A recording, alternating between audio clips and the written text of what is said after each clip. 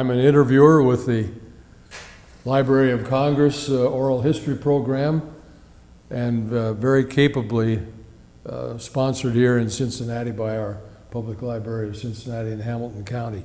And we're meeting on the 12th of July, 2007. And we have the honor of speaking to Alan Fothergill from right here in Cincinnati, who I'm very, very proud and very pleased to know. Alan and I get together once in a while and with other fellows here in Cincinnati. But our camera operator is Dennis Daly. He's with the history department of our public library, which is one of the finest in the country. And and your brother-in-law is here with us too. Right. To sit in on it. That's wonderful. Nice to have you here, William. He just wanted to see how it went, so Sure. he wants to do it. Sure. Well, we'll have a good time. We'll do that. Alan, where were you born? In Hartwell in Cincinnati. Hartwell in Cincinnati. My gosh. And where did you go to elementary? Hartwell School. Okay. In high school. And all the way through? Yes. 16 years or 12 years? I was drafted out of my third year of high school.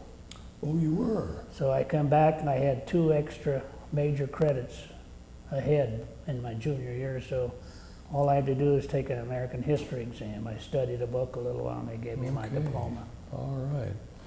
Well, that's something. Tell me about your family. Well, I come from a family of 10 children. Of course, my mother died when my brother Frank was killed in the Battle of the Bulge. Oh, gosh. And I had 5 brothers and 4 sisters, and they're all deceased now, except for myself and 1 younger sister, who incidentally has got cancer. Oh, dear. I'm sorry. But she lived here in town? She lived in Alaska for 20 years. Oh. And her husband died, and she decided she couldn't live alone. Coming from a large family, people don't want to live alone. No, I can understand that. And she knew this fella before she was married. So she went to Kentucky to see this guy and married him right away. And she lives down in Williamsburg, Kentucky. Oh, I see. I see. Yeah. And she enjoys it. I like to say about the situation of my brother getting killed. That's the main thing I wanted to tell. Yes. I was in the swamps of Louisiana. Okay, now wait a minute. Okay, I'm getting ahead of We're going to work into that. Okay. Because I've got some more personal things to ask about you. All right. Tell me about Hartwell. Did you have certain activities and interests? And Well, I thought I was a track star there. good for you. I couldn't run worth a darn, so I took up pole vaulting and high jumping. Oh, yeah. And another fellow and I, the coach at our Hartwell school, we had what they called the MVIL. That was the Valley, St. Bernard, Elmwood, Yeah. all them Miami communities. Valley. That we had a track meet every year. And our coach won that 25 years in a row for our school. Wow. I don't know how he did this, because I just took up pole vaulting on my own. He didn't invite me out or anything, and I saw him do it, and I just went out there and started pole vaulting with him. Is that so? But he never come out there once and watched me pole vault that I ever saw. But yet, the track meet come up, I went to the track meet. Sure. And another fellow and I won the district here at, I think we were at Withrow. And that involved all the schools in the Tri-County area. And he and I won the pole vaulting event. We stopped at 10 feet 4. And we said we'd have a flip who got the ribbon for the first place. I won the ribbon. You won the blue? In high jumping, I was tied for second with 7 other fellows. We couldn't get any higher than 5'4". And you know, in the pole vaulting in them days, we had bamboo and aluminum poles. Yeah. We didn't have the fiberglass poles I don't know that I got today. But in this high jump, it was 7 guys, and we had a drawing who got the second place ribbon. Old Alan won it again. You won that, okay, good for you. Well, that's just great. And then, as you said earlier, Hartwell was closed probably after the war, was it? I think 48. 48, and Yeah, then it because my was, younger sister had to go to Laughlin. okay, all And- right. And all of my brothers and sisters went to Hartwell School. Isn't that something? My oldest brother was 16 years older than me. And he Wow, graduated in 1928. for heaven's And sake. the school opened in 1925. How about And the that? school is still there, and we're fighting with a public school board to keep the school going. Right, I know you They're are. having trouble all over I the city know, on they're that. just, well, that's an amazing record. And I imagine, I imagine when the last Fothergill graduated from school, the school must have felt, my golly, no Well, more Fothergills. I graduated from, well, I should have graduated in 45. Yeah, Well, I did, but I got my diploma in 46 sure, when I come back when from you the came back, service. right, right. Well, then, when you left high school, and of course you'd been drafted, Right. where were you sent then? I went to, my brother-in-law and I went to, down to the draft board. And they says, well, you're going in. You're gonna go to Columbus to be sworn in. So we went to Fort Hays, Columbus, Ohio. Okay, And there was 250 guys I figured up there. And incidentally, I wanted the Navy, and I tried to talk my mother into letting me enlist in the Navy. She says, no, you wait till you get drafted. So when we got drafted, there was exactly 4 guys out of that 250 got the Navy, and 4 got the Air Force. That was it. The rest of us went in the Army. I'll be darned. Well, I guess they figured that that's where you were needed, and that's something. Well, Well, and then and after from Fort Hays, what happened? Fort Hays, we didn't even spend a day there. We had No. the same night we took a train to That was just Fort Benjamin Harrison. Oh, Indiana. Indianapolis. Yeah. And I was all gung-ho, you know how they recruit people for the service. Oh, yeah. Gung-ho, ready to go. I was gonna win that war by myself. Sure. But when I got the first night in Fort Hays, or not Fort Hays, in Fort Benjamin Harris, they gave us 1 blanket.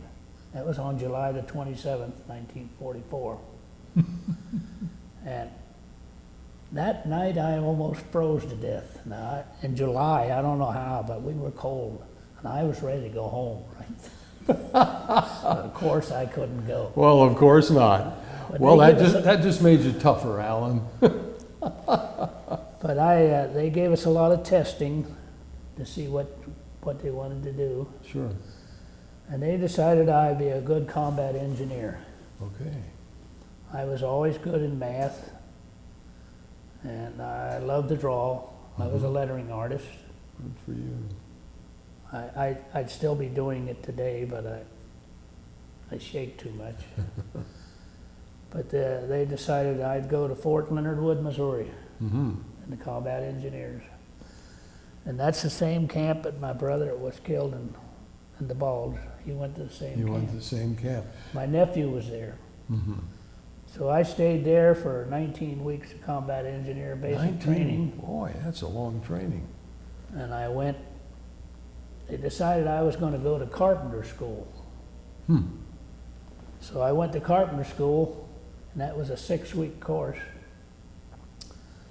And that ended up in, was just getting cold weather then. And they were going to build a bridge down on the Big Piney River in Missouri.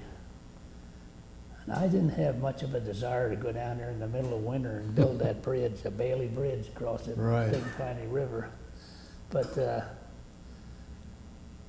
they decided I couldn't sharpen a saw right. I remember that vividly. Couldn't sharpen a saw. So he says, we're going to put you over in sign painting school since you like to do lettering. So I went to sign painting school for 6 more weeks. My gosh, you got some great training. Well, that kept me from going overseas right Sure, away. absolutely. My brother-in-law here, he went right over and got 3 battle stars. I was on the French-German border when the war ended over there. But Gotcha. at the sign painting school, the Battle of the Bulge come up. And myself and a lot of other people, like Air Force people, went to the infantry. Mm-hmm. 6 more weeks of infantry training, advanced infantry training, all that combat engineer training. Had explosives and everything. I Yeah. got all that training down there for 6 more weeks. But I got more weapon training down there that I didn't have previously. Right, right. And Well, of you course, must have gotten very proficient with a rifle. fired expert. with a Now, rifle. was that an M1? Yes, Garand The M1. Garand, yeah. How about That was a great rifle, but it weighed 16 pounds. That was a heck of a weapon, wasn't it? I thought so. I just couldn't believe it, at 300 yards or something, that I could hit a 20-inch bull real big. Isn't that something? And I showed Dennis there that clip. That was for an M1 rifle. And when you fire rapid fire, they have a section of firing for record. It's called rapid fire. Right. And you have to lay down with 1 shell in there, in the chamber of the rifle. And you fire that at the target, and I hit the bullseye. Wow. But right away, while you're on the ground, you had to put that clip in and fire another 8 rounds. And I put all 8 of those rounds in the bullseye. My That's goodness. why I got the fire. My goodness. Expert rifleman. We've lost your microphone there. Let me help you with it. Here, I'll get it clipped on your. Here we go. Yep. My brother was killed, and I was on a machine gun range. Mm-hmm.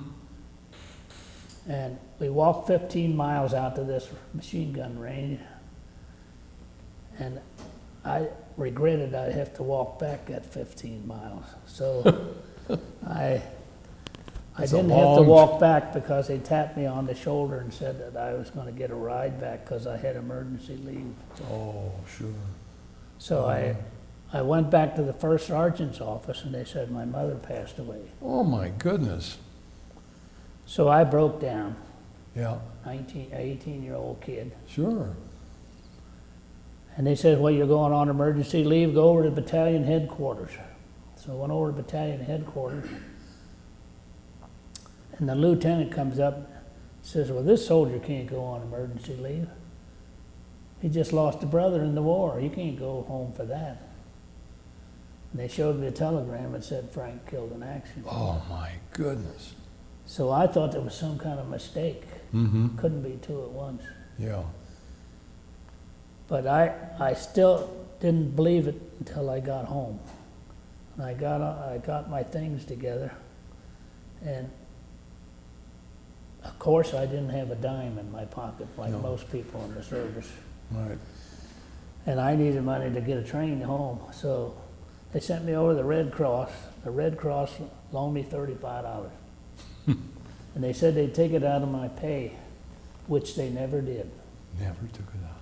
And since then, that's one of my big donations, just to the Red Absolutely. Cross. Absolutely. I hear things bad about the Red Cross, but I said in my case, they did me a good favor, big favor. Right. But I got on the train in Louisiana, Camp Livingston, Louisiana. And incidentally, I went back there and visited later. The camp was closed, but I went to Camp Beauregard to talk to a colonel there. And he told me that 70% of Army personnel in World War II had visited Louisiana at one time. Yeah. 70% of them How went about to. that? That's where they had all the maneuvers. and Yes, everything. right. Yeah. And I got on that train down there, and I was sitting on the train, I remember vividly, and this other soldier sitting next to me, he says, what, was you out drinking all night or something, soldier? He says, you're a mess. I didn't have any hat. I didn't have a tie. I didn't have a belt. So this fella got up and went around and asked all the other soldiers and got me all this so the MPs wouldn't take me off the train for being not dressed formally. How about that? And then I rode the train all the way home, and my dad and my oldest brother met me at the Union Terminal here. And I didn't say anything, but just in the conversation I picked up that both of them were dead. Yeah. Now, how did you get back from France? How did I get back from where? We're- Oh, well, I went back to Louisiana, and they says, well, you can be on KP or guard duty. I was just a private.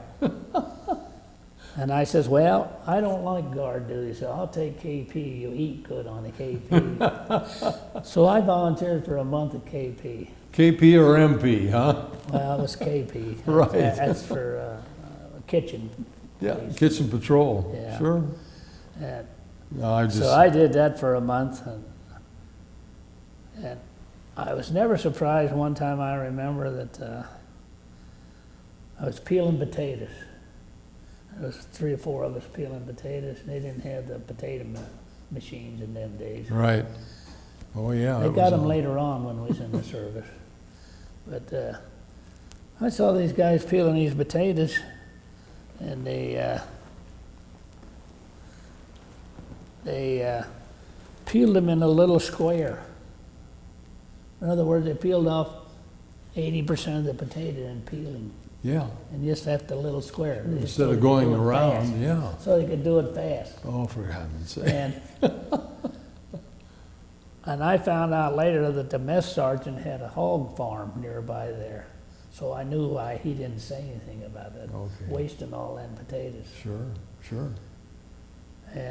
And he cooked way more food than was ever needed for the soldiers when I worked that month in the kitchen.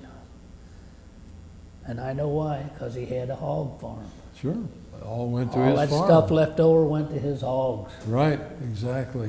Well, isn't, that's amazing. Well, how did you get across the Atlantic? Well, of course, I went home on leave before I went overseas. Right. And I went to Fort Meade, Maryland. I remember that vividly. That was the time President Roosevelt died. Oh, yeah. Spring of 45. Yeah. And then we went to Camp Shanks, New York. That's the same place my brother shipped out of, port of debarkation. And I took a ship called the Hermitage.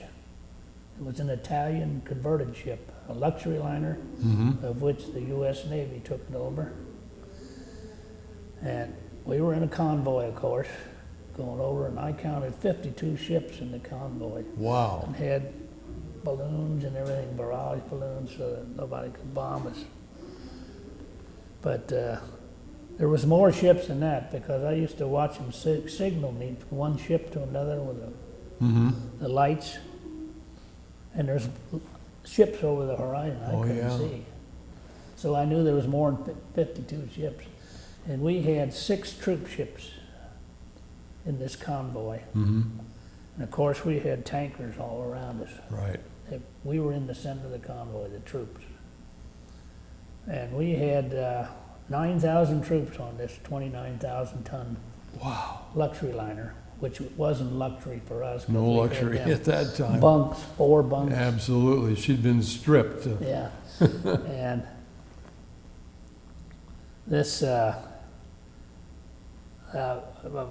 Navy guy told me during the Battle of the Bulge that that ship went over and had 13,000 troops on it. Now, I don't know where they put them all, but he said they had half of them at night was out on the deck and half of them was down in the Right. hold, you know, or in the Right. bunks. Well, and I would imagine at that time too, of course, they had Navy ships for escorts too, didn't they? Oh, we had Destroyers and we hit 2 big storms, and I just felt sorry for them guys. And those tin cans, that's a Oh, yeah. destroyer. Sure. And And the storm, if they picked up any kind of metal or something, or picked up something underneath, they had to stay over it till the convoy got over it. And I remember this, and I mean, I was holding on for dear life. I didn't get seasick once. You're lucky. And I got on the back of that fantail and wrapped my arms around that cable. And then the ship went down, and this is a big ship. Oh, yeah. It went down in the water. Sure. And then when it come out, the screw was out of the water. Yeah, And it just shook that trip, and I thought I was on a roller coaster. I really loved that. But that guys in the tin can, I felt sorry for them. That Yeah. thing just bobbled like a cork on the water. Yeah. Well, they got accustomed to it, but I know I never served on a destroyer on a tin can, but I served on a smaller ship, and it was rough. It was really rough. But now you got over to France. You went into Le Havre, Right. and They had temporary docking facilities there. mhm. They were floating things, and that was something they come up with for the invasion. Put a floating dock, and they just floated Right. across the channel. Right. And we got off on that. And I landed in the first part of May. And right away, right there, we didn't even spend the night in Bahar. They put us on these 40 and 8s, boxcars. The old World War I cars. Yeah. And we went to Metz, France. That was on the border. Yep, northeast. And that's where we got word that the war was over. Oh, for heaven's sake. And spending 6 days on these 40 and 8s was quite an experience. Of course, we had, that 40 and 8 stood for 40 horses, or 40 men, or 8 horses. And I can vividly remember when you sat down in there, you could sit down and put your legs out straight, but you couldn't lay back. There wasn't any room. Or else you could pull your legs up and lay back on your back. Right. That was the only room we had. But one day, we had several stops because of sabotage. There was a train sabotage in front of us. And I remember the cars and everything was laying over the track. We spent half a day or more there waiting for them to get that train out of the way, Wow. get the tracks fixed. Sure. And You were lucky that didn't happen to you. yeah, that's true. But I had the reputation for being the best rock thrower on that train. And if there's any other trains around, we threw rocks at the windows in them trains. Being a nasty kid that I was, I threw rocks at them windows, and Well, you had all that athletic ability too. I played a lot of ball. Too. Sure. But and there was an incident where there was an engine overturned there on the side of the tracks. And I got down, we all get off the train when it stops, so we went up there and looked at that thing. Sure. And I went in the cab of that engine and got some railroad torpedoes. You know what a railroad torpedo is? Yeah. Those are signal devices for Right. the railroaders. And these had steel jackets on them. Me not knowing any better, I passed them out. I had 2 cans of them. There must have been 20 in each can. My God. And I gave them to all the guys along the train. Oh, And God. you know what they did with them? They put them under our train. Uh-huh. And it sounded like World War II starting again when the train started. But nobody got on the train until it started moving, because it moved out slow to let you get back on. Sure. And then them things was going off, and the guy next to me got a piece of shrapnel in his thumb. Oh, my God. And I heard a major got a piece in his back. Oh, for heaven's sake. And of course, the next stop, the officers come up there, they're looking for me. Somebody must have snitched on me. Oh. That I was the one that passed out all them railroad torpedoes. Yeah. He says, "Soldier," he says, "I think you're going to be taken off the train here at the next stop for the MPs." Me, I was shaking in my boots and Right. got to the next station. Nothing happened. Nothing happened. Went on over Yeah. to Germany. When it landed, I went on the 40 and 8th that was after Metz. We were going into Germany when they had that train derailed in front of us. We went to Nuremberg, where the trials were. Right. And I joined the 90th Division at Weiden, Germany, which is close to Nuremberg. Mm-hmm.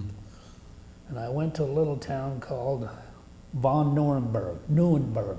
It isn't Nuremberg. Yeah. And I remember vividly when they had the Nuremberg trials, I didn't even know what was going on. They didn't tell us that was going on. No.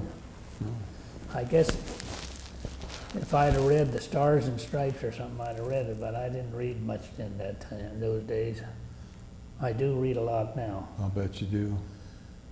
And I went to this town of von Nuremberg, and it was a walled community Mm-hmm. where the houses touched each other, a perfect circle, and they had an archway. And something that really floored me, I looked it up at the date 1319 on this archway. Isn't that amazing? 1319. I couldn't believe it. Ancient cities, yeah. And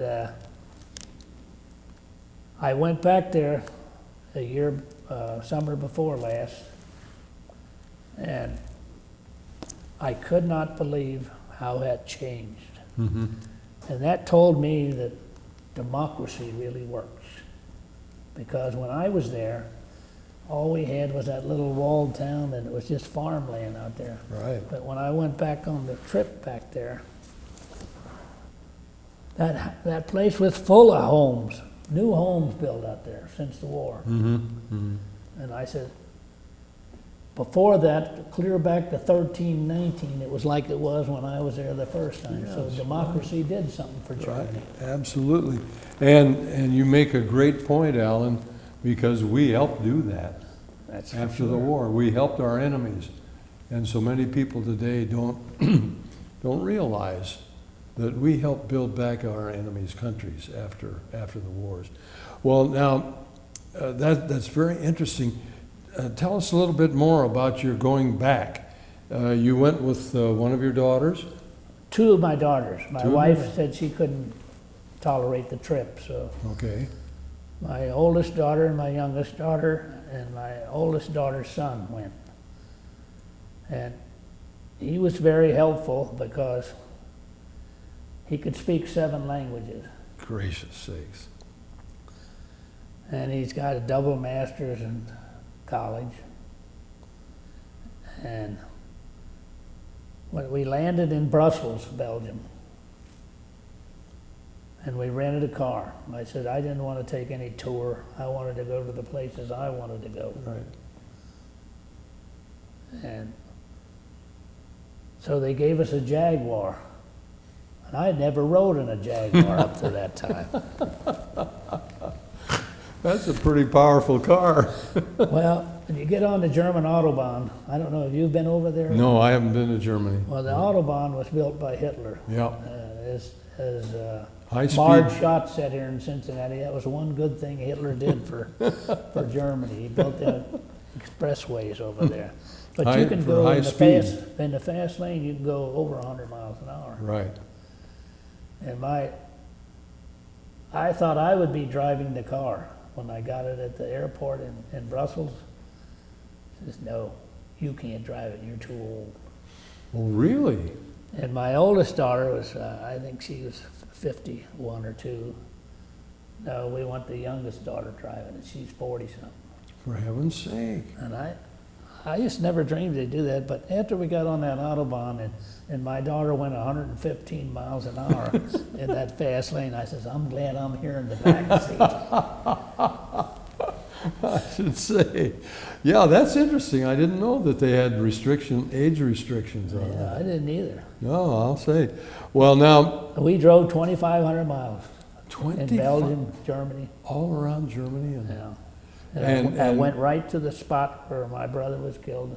Oh, which was where? A little town called Way or Y, it's spelled W-Y in Belgium. And he was killed on the 27th of January, 44. Hmm. And the Battle of the Bulge On the 27th of January, that was the day they stopped the German bulge, the breakthrough. Mm-hmm.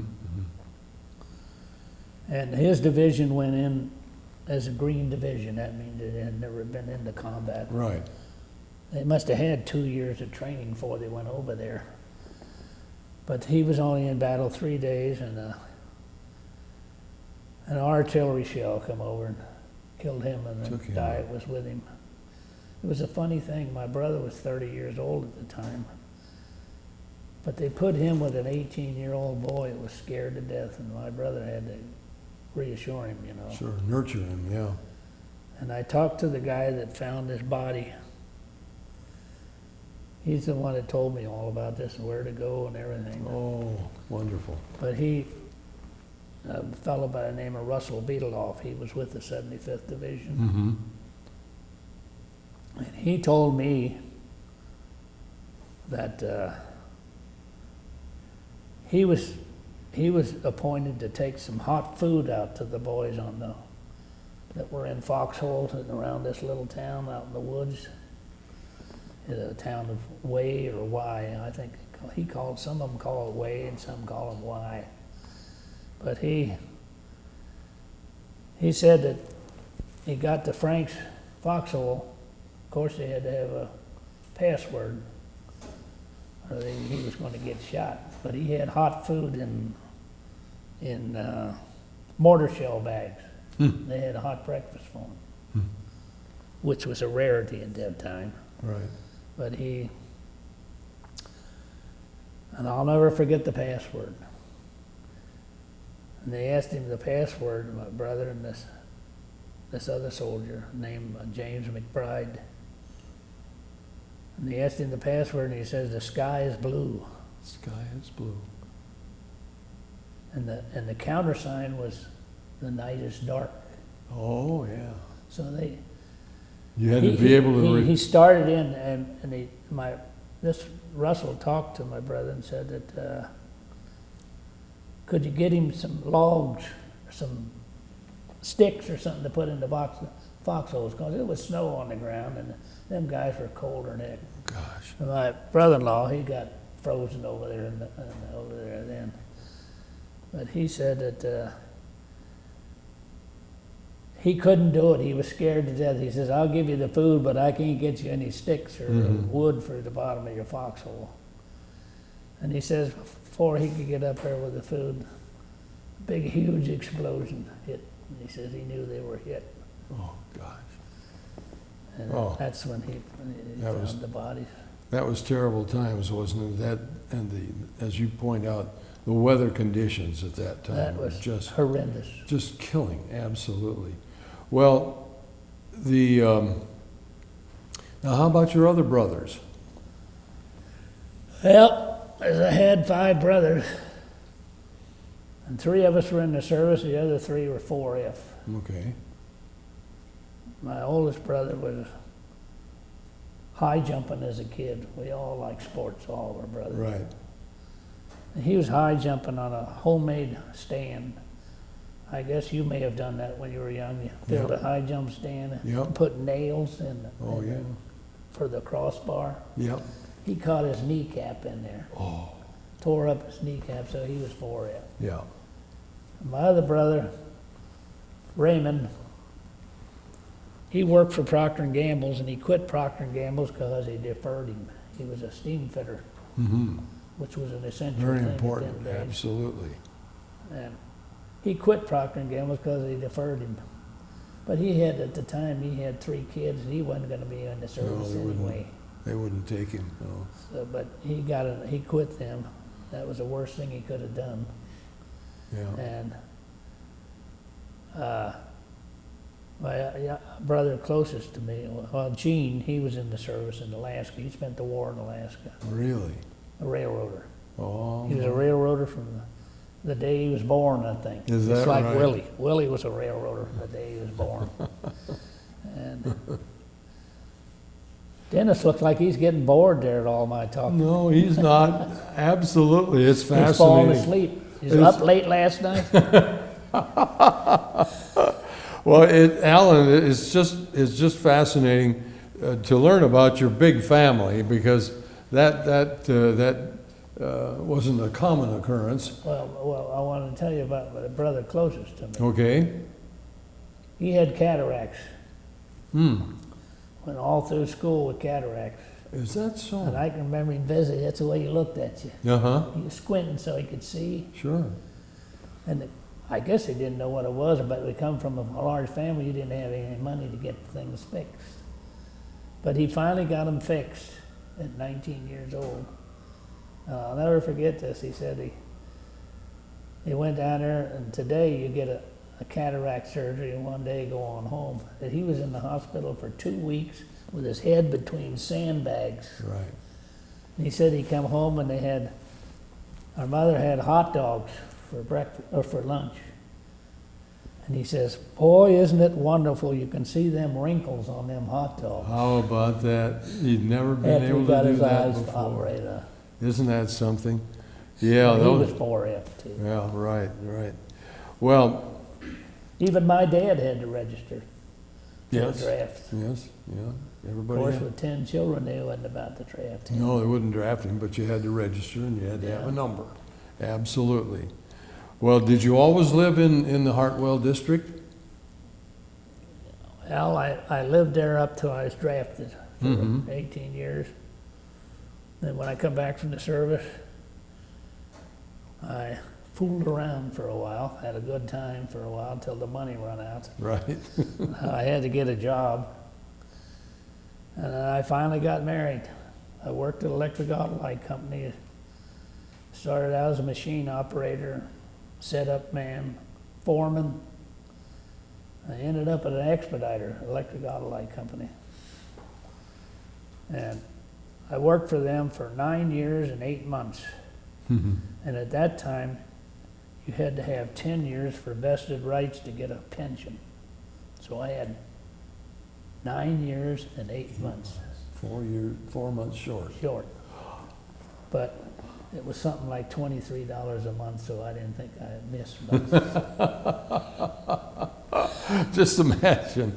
Well, going back to your experience in Germany, you got to Nuremberg, and during those trials, that was late in 45.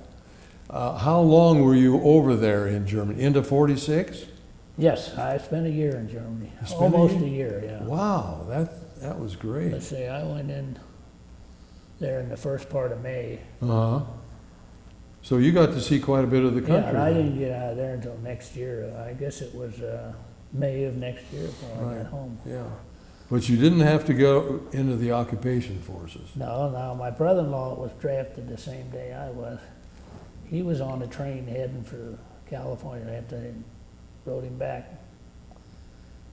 And he got to the West Coast. He was going to be in the invasion of Japan. Sure. And it ended then. Right.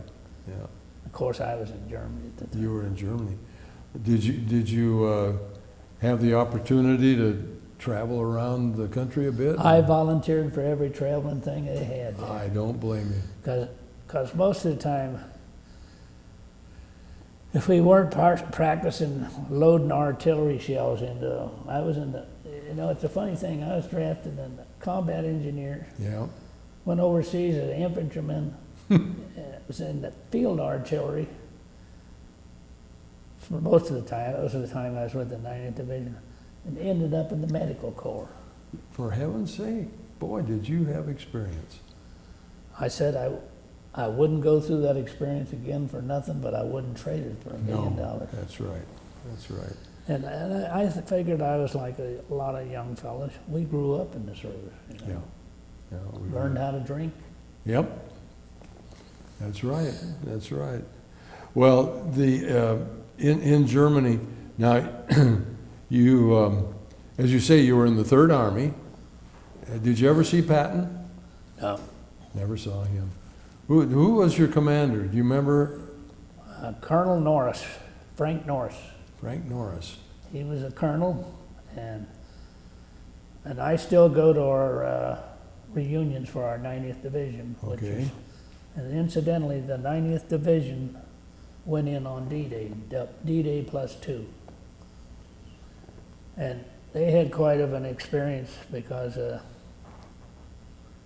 they were going in and they had a ship there that they had most of our troops on. Had at least a battalion of our troops on from the 90th. And the Germans sunk that. The Susan B. Anthony was the ship. I'll be darned. So them guys was all scattered and they was going to deactivate the division. But they finally let them stay together and they were in an invasion. And they had more combat days on the front lines than any other division in Europe Yeah. in World War II. Yeah, the 90th was in there all the time, up front. We got on these, I just love to go to these reunions every year. Yes. I canceled out for Pittsburgh this year because I got too many other things going. But I've been all over the country Yes. to the reunions. Yeah, the reunions are wonderful. There's an interesting story at one of the reunions. They had a speaker who was from our division who fought at St. Lo, which was a terrible battle. Yeah. And they introduced him as being executed at St. Lo. And everybody, eyebrows raised, you know. Sure. How can a guy get executed, be here give a speech? But he told a story. He said that his squad, or I think it was a squad he had, was captured by the Germans. And they lined him up and shot him all in the back of the head. Really? And they shot him. He showed us a scar, big scar where the bullet went in, but it didn't hit anything vital. Oh my goodness. I don't know how they missed it, but he knew he was supposed to play dead. He played dead till the Germans left, and he got back to his front lines. And Isn't that an amazing story? Division. But it's a great big guy, this guy was. He wasn't from Cincinnati, was he? No.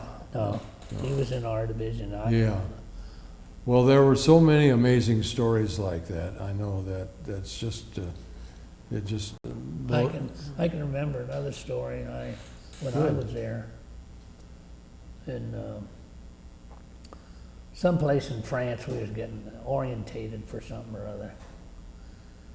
It was in Metz, I guess it was, and we had a lieutenant telling us about the Battle of St. Lo, that I knew it was a bad battle. And he says, "You fellas are not to fraternize with these Germans." He says, "You see that little 5-year-old kid there, the cutest little kid?" He says, "Just remember that her dad was killing your buddies." And he had tears running down his eyes. Wow. He was in the Battle of St. Lo. Yeah. But I just shook my head. I says, that 5-year-old kid didn't have nothing to do. No. And you know, I find out when you go back to these countries, like Belgium and Germany, people over there ain't different than us. The common people aren't. That's right. It's just what the politicians put into your head. And didn't you find that they were welcoming and they they were grateful to you? Sure, that's what we find. You have pictures in there. Right. I went to a German doctor's house. Extremely wealthy guy. This German doctor, and his son, incidentally, is going to be a doctor. My daughter takes an exchange student. She's had 35 exchange students from all over the world. That is outstanding. And one of them was this doctor's son, and he's going to be a doctor too. For heaven's sake. But this doctor has 8 homes on the Canary Islands, 8 homes that he rents out. Oh. And he flies to the Canary Islands all the time. So. Boy, that's great. Well, that I understand. That's a great Resort vacation land for most of Europe. English go down there a lot too. Never been there. I haven't either. Well, in your dealings with the present day residents of the countries that you visited, as you pointed out, you were welcomed and warmly admired for what you did. Invited into their homes for dinner and everything. Isn't that wonderful? That's why I say that. The common people, I don't know. I would presume they were grateful for what we did for Yes, them. yes. Got Hitler out of the way where Yep. they could advance. That's right. And when I was over there in 1945, I couldn't see where they advanced much, only maybe militarily. Mhm. From way back to 1319 that I saw that date on that Just archway in imagine. that town. Just imagine. 14th century, my goodness. Well, did you get exposed at all in your later days there in Germany in 46? Did you have an opportunity to get into the culture of the people, like music or art or Well, anything like I that? went through, as I say, I volunteered for any Yep. kind of trip, and I was stationed on a town halfway between Munich and Salzburg. And it was Ludwig's Castle. It was Oh, on an yes. island in the Chiemsee. Mad Ludwig. Yeah, Yeah. and I got to go through that castle. You I did. never saw so much gold in Wow. my life. And I also got a trip to Salzburg, and I was in the Austria. home where Mozart was born. Absolutely. I remember going up that narrow stairway up to his apartment up at where he lived. Oh boy, you've really had some great experiences. But it was a funny incident happened there in Salzburg. We were all in GI trucks, rode in open GI trucks. And we were visiting someplace, I guess a museum or something, and they said, well, we're going down here to see Mozart's place. It was, I guess, about 2 blocks. So us GIs all piled back in that truck to get a ride down there. And this German interpreter, she got mad at us. She says, don't you know you boys will be born without legs if we keep doing that? Get out of that truck, we're gonna walk down You're gonna there. walk 2 blocks. Well, that must have been quite inspiring too, to see Mozart's birthplace, Oh, that was wonderful. I should say. And you just had to think, gee, how long ago was it this guy lived here? And that was way back in the Oh, yeah. 1700s or Oh something. yeah, like that. 18th century. Yeah, you bet. Yeah, just imagine. Well, and of course, as you say, Nuremberg, and of course Nuremberg, the city of Nuremberg, was very, very old and very, very historical. So And many. I saw evidence for, and in Munich too. I was in Munich several times. That a lot of the historical buildings, I think the Americans tried to miss bombing them. Yes, they did. I think they did. Yeah. But Yeah. boy, I'll tell you, the streets, the bricks was just piled up. Just The filled with- Germans cleaned it up real fast. Rubble. Yeah. But they took all them bricks and just threw them in on the lot, you know. Yeah. And the buildings are all down, but a lot of the important buildings, like, I guess, government buildings or that, they didn't. Cathedrals and so forth. Yeah. Yeah. Right. As your the approach of your time in the Army over there was coming to an end, what orders did you have to come back, and what was your Well, plan? General Mark Clark was our commanding general of the ETO then at that time, European Theater. And they come out with a letter and said, if you lost a member of your family in the war, you could come back early. And I was over there 12 months anyway. I was ready to come back anyway. But You had your points built up, didn't you? they said you could get appointed till you got out to a camp closest your home. Mm-hmm. So I put 4 down of them. 4 of them. One was Sharonville Army Depot. Mm-hmm. That was the first choice. About as close as you could get. But they said, no, you couldn't go there. They didn't have very many people there. So I said, I'll take Fort Hays, Columbus. That's where I got Yeah. inducted at. I said, that's the next closest place. I couldn't go to Fort Thomas or any place like that. Right. In fact, I didn't even think of Fort Thomas. And my brothers all went through Fort Thomas. Right across the getting river. drafted. But I got to come home, and they shipped us off to Paris. And incidentally, I've been to Paris 3 times. Wow. Going to England and coming back, Yeah. stopped in Paris. And Right. then when I went home, I remember this vividly. They said, we come up there in a GI truck. Says, yeah, you guys are going to get to fly home. Boy, I said, boy, that's great. Oh, wow. And we all loaded in this other truck to go to the airport, Orly Field, Paris. Mhm. I can remember that. And we got in that truck and they said, no, we got the wrong guys. Oh. The guys that was supposed to be in that truck were on emergency leave. Oh. So I had to take the General Taylor home, another ship that we, Transport. yeah, Yeah. and hit 2 big storms coming back again. Wow. But I never did get seasick. But Well, you've had a lot of you had a lot of sea duty for a soldier. well, we come back quicker than we went over. It was 2 weeks getting over there because we zigzagged. Sure. Had to take evasive. And I can remember zigzagging over there, and I used to go up and look at the compass. Well, me being an old engineer, Sure. loved that stuff in school. I knew right direction which way we were going one day, and the next day we were Right. going another direction. Yeah. And I can remember it was cold when we went out of New York Harbor. And then we got into the what is that stream? The Gulf Stream that comes out. Gulf Stream. It goes all the way to England. Yep. And I can remember the day we got into that because it got warm, real warm. Yep. It was nice Right. after that. And incidentally, on that ship, we had another incident. Of course, we were bored on that thing because you couldn't do anything. There was so many guys there, they couldn't give them all the job. But one day they came up with a job for me. I says, what is it? They was looking for somebody who could tie knots. Does anybody that knew it was knot tying? I said, yeah, I had that in the Boy Scouts. I could tie a lot of knots. I still remember some of them knots. The bowling and the, Yeah, all that stuff. Carrick pin. Sure. And he says, we got a job for you to clean mops off of the back of the ship.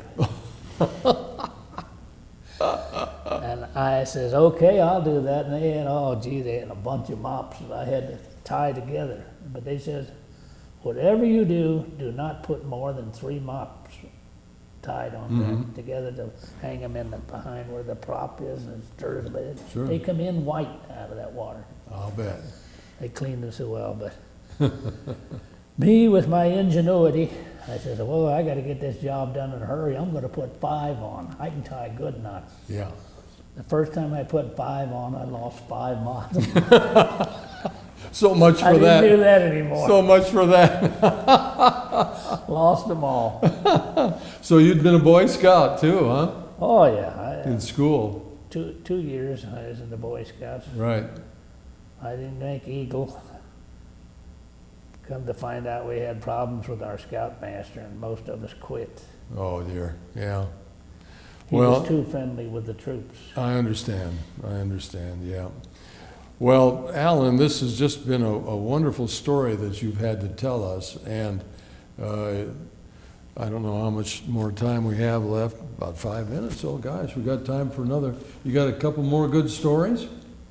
Well, Anything else in Germany or going across France? Or when you entered Le Havre, for example, right. you were able to go right into the harbor? We got off in the daylight. We went into Southampton first. Yep, Southampton, Convoy. England. And we sat there most of the day, and then we went over at the end of the day into Le Havre. And incidentally, a ship ahead of us hit a mine going into Le Havre. I didn't see it, but My goodness. the personnel on the ship said one of the ships hit a mine. Well, you were lucky there too. I said I had to have an angel with me. You did. And I think I had an angel more when I come home when I was wild. You learn to drink in the service. Oh, yes. Oh, yeah. And you were home and you were a hero. Yeah. And you'd had all that experience. Won the war single-handedly. Absolutely. And you knew how to drink. And you might not have been able to hold it, but we all went through that. I never did get into trouble. Right. I didn't drive for a long time. You had to work a while to get enough money to buy a car. Oh my gosh, yes. I remember my car, a 1948 Fleet Line Chevrolet. Fleet Line Chevrolet. And I used to keep that polished up, brilliant black car with white sidewall That tires. was about $1,000 car, wasn't it? Paid $1,300 for it. $1,300. $1,395. How about that? Bought it on time. Sure. Today I buy cars, I pay cash for them. Okay. That's great. Don't owe anybody. I own my own condo. Good for you. Well, you've And accomplished. that comes from my brother Frank. My brother Frank was killed, and he didn't have any children, and I just felt so sorry for his wife Yes. that I was the only one in the family that paid any attention to her. Oh my goodness. I didn't socialize with him all the time, maybe ate dinner with him twice a year. Mm-hmm. So 5 years ago, I'd still kept on having dinner with them occasionally. They come up to me and they wanted me to be executor of their estate. Mm-hmm. I says, well, I never did that before, but I'm willing to try. Of course. So I got me a lawyer, and I heard a bunch of stories about letting the lawyers handle the whole thing. That there isn't much of the estate left after you get, and Probate and all yeah. that. So it took me a year to get the estate. They had a boat on a houseboat on the Ohio River I had to get rid of, a house in Reading Mhm. I had to get rid of. Mm. And they had bank accounts and I don't know how many banks. And my brother was working for Procter & Gamble at the time when he got killed. Mm. And he had 31 shares of Procter & Gamble stock. And his wife never touched that from 1944 until she died. Good heavens. And you can figure out, see, the dividends and everything went back into the stock. That's a nice estate. So I got 4,000 shares of stock when she died. You did. Isn't that wonderful? Well, that is just that's just outstanding, Alan. What you've been able to do, and with your education and your native ability to do so many different things and understand and have this wonderful family. And now here you are and enjoying retirement. You're going to travel again? We've been going to Gulf Shores, Alabama in Okay, the winter for 3 months. sure. Down there, I'm getting Mobile. tired of driving down there. Yeah. And I can't get my son or daughter to take me down there, so I don't know whether I'll be going Okay. this year or not. All I just right. don't like it. It's only 700 miles, Yeah. 760 miles.